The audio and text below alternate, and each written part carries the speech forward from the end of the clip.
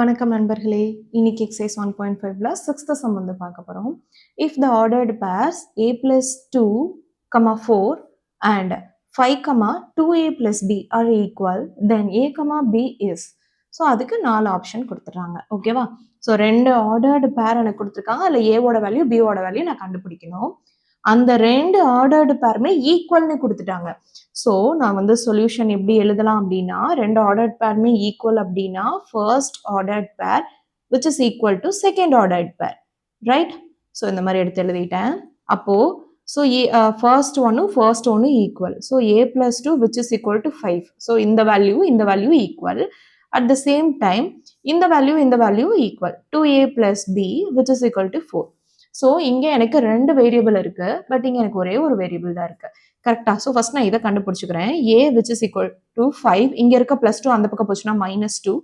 So a which is equal to 5ல 2 போயிடுச்சுன்னா எனக்கு வந்து 3. கரெக்டா? ஸோ இதை கொண்டு வந்து நான் இப்போ இங்கே சப்ஸ்டியூட் பண்ண போகிறேன். 2 இன்ட்டு இந்த 3யை வந்து சப்ஸ்டியூட் பண்ணிட்டேன். Plus b which is equal to 4. 2 into 3 எனக்கு என்னது 6 plus b which is equal to 4. So b which is equal to 4, இங்கே இருக்க +6 வந்து அந்த பக்கம் போச்சுன்னா எனக்கு -6 ஆகுது.